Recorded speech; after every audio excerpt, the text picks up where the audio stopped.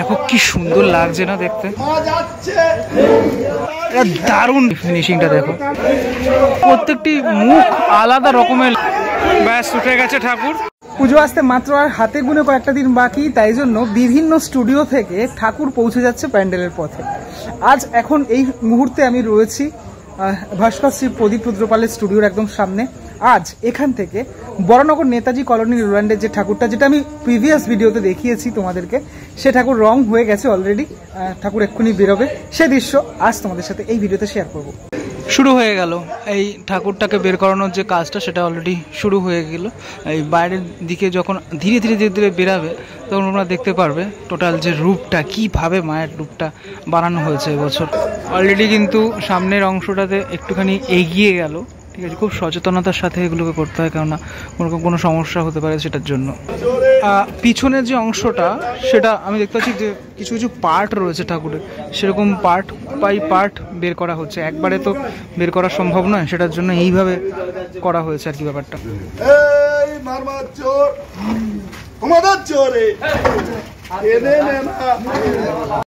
সবেমাত্র এই পার্টটুকুকে বের করা হয়েছে, যেখানে আমি দেখতে পাচ্ছি যে কার্তিক ঠাকুর রয়েছে, ঠিক আছে। মানে তিনখানা পার্ট মেবি, তো এই পার্টে কার্তিক ঠাকুর শুধুমাত্র রয়েছে। কালারটা দেখো, সেদিনকার তো কালার ছিল না, আজকে কালার হয়ে গেছে। এই হচ্ছে তোমার কার্তিক ঠাকুর। চালির পার্টটাতে অনেক ডিটেলের সাথে মানে কাজটা করা হয়েছে, মানে পুরো টোটালটাই ভীষণই সুন্দরভাবে সেজে উঠেছে এখানে ঠাকুর।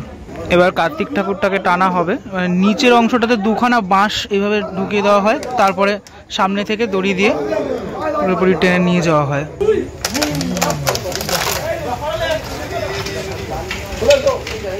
শুধু চালিটাই অনেকটা ভারী, কতজন মিলে চালিটা নিয়ে যাচ্ছে।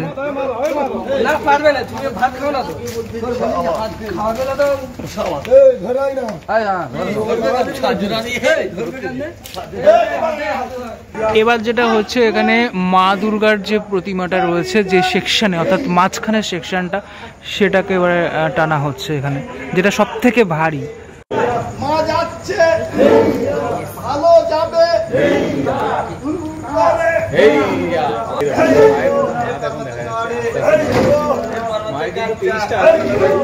অনেকটা সামনে চলে এসছে, এবারে ধীরে ধীরে বাইরের অংশটাতে বেরাবে। এই পিছনের অংশটা, চালির পিছনের যে অংশটা, সেটা এটা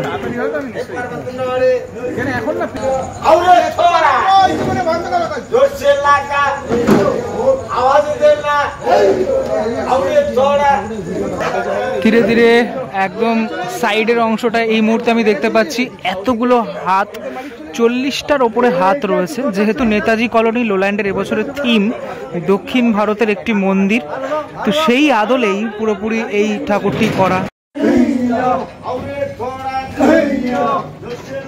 এদের এই কথাগুলো কিন্তু শুনতে দারুণ লাগে।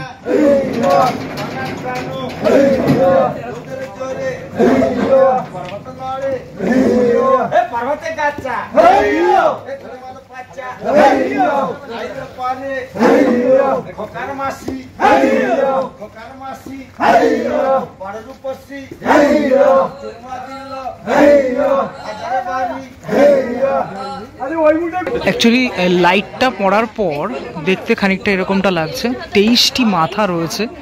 হ্যাঁ, আমি যখন তৈরি হচ্ছিল, যখন রং হয়নি, তখন আমি তোমাদেরকে দেখিয়েছিলাম এই ঠাকুরের যে টেক্সচারটা করা হয়েছে না, মানে এটার যে স্টোরিটা যতটুকু আমি শুনলাম, যে মাটির তলায় থাকার পর, মানে মাটির ওপরে ওঠার পর যেরকমটা হয়, মাটির তলায় অনেক দিন থাকার পর মাটির উপরে ওঠার পরে যেরকমটা দেখতে লাগে, সেরকমটা টেক্সচার করা হয়েছে অ্যাকচুয়ালি। তবে দক্ষিণ ভারতের মন্দিরে কিন্তু বেশ মানাবে এই টোটাল যে মানে প্রতিমাটা করা হয়েছে এবছরে, ভালো লাগবে। 42টি হাত এবং 23টি মাথা, এই হচ্ছে এই ঠাকুরের যে বৈশিষ্ট্য সেটা।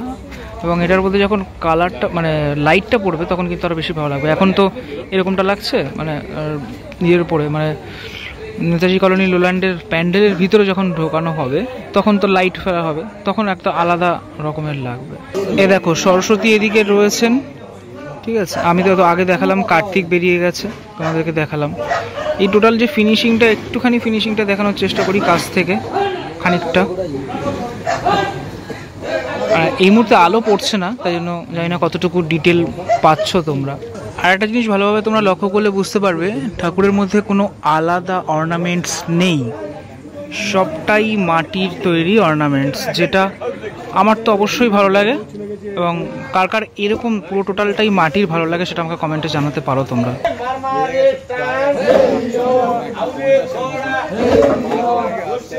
একদম রাস্তার অংশটাতে বেরিয়ে গেছে অলরেডি।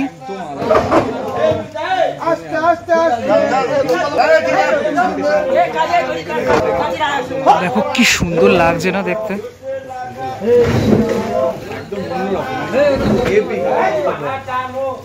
কালারটা করা হচ্ছে, কালারটা কিন্তু দারুণ, মানে সত্যি, মানে কালারটা সত্যি মনে হচ্ছে যে মানে মাটির তলা থেকেই অনেক দিন পরে উঠেছে ঠাকুর, সেরকমটাই কিন্তু লাগছে এখানে। অসাধারণ লাগছে। একটু জুম করে দেখানোর চেষ্টা করি, ফিনিশিংটা দেখো, বাহ দারুণ লাগছে। তোমরা যখন আসবে দুর্গাপুজোর সময় তখন কিন্তু আরো ভালো লাগবে।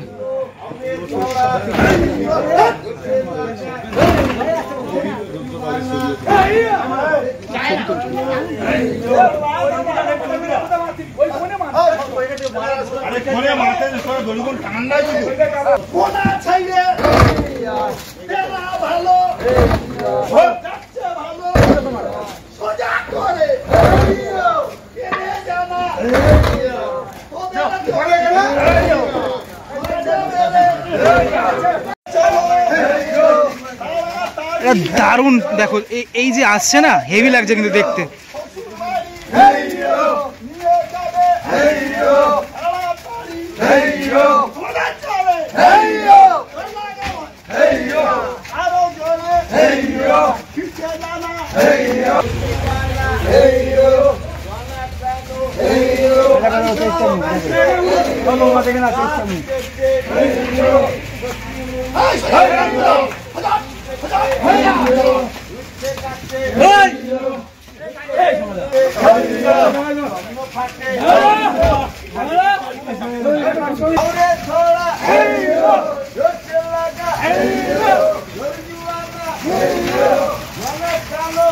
এবছরের সব থেকে অন্য রকমের প্রতিমা এই বরানগর নেতাজি কলোনি ল্যান্ডের প্রতিমা। দেখো এবারে লাইটটা ফলানো হয়েছে, একটুখানি জাস্ট এখানে দেখাই কেমন লাগে।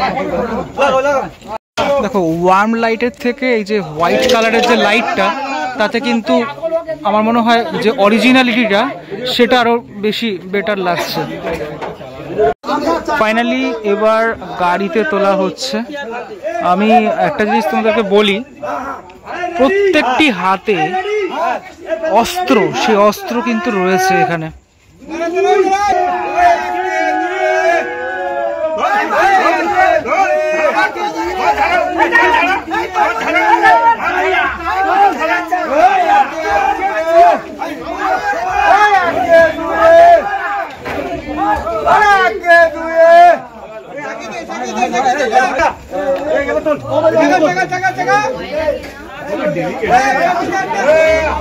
ঠাকুরের চোখগুলো দেখো না, কি সুন্দর হয়েছে দেখো চোখগুলো।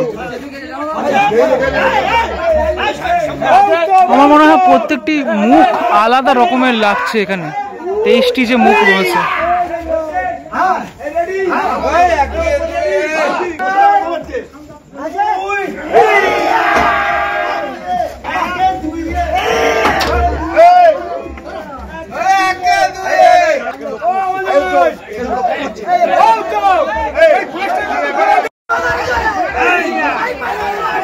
ব্যাস উঠে গেছে ঠাকুর অলরেডি।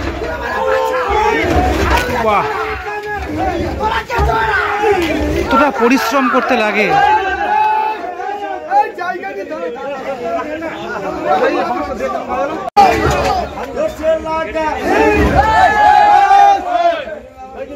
এই যে উল্লাসের যে শব্দটা সেটা তোমরা শুনলে, যে কোনো সাকসেসের পরে এই উল্লাসের শব্দটা শোনা যায়। সবশেষে গণেশও চলে এলো, মানে 3টে পার্ট যেহেতু বলেছিলাম, গণেশও চলে এলো এখানে। গণেশ ঠাকুরকেও এবারে গাড়িতে তোলা হবে। ধীরে ধীরে গাড়ি সামনের দিকে এগিয়ে চললো। এবার একটু মানে এই লাইটের দিকে এসছে, আমি তোমাদেরকে দেখাই। হালকা একটু লাইটের দিকে এসছে এখানে। হ্যাঁ, তো এবার পুরোপুরি বোঝা যাচ্ছে রূপটা দেখো। আর এখানে আমি কোনো অসুরকে কিন্তু দেখতে পেলাম না, সব থেকে বড় কথা। অনেকটা অভিনব একটা প্রতিমা।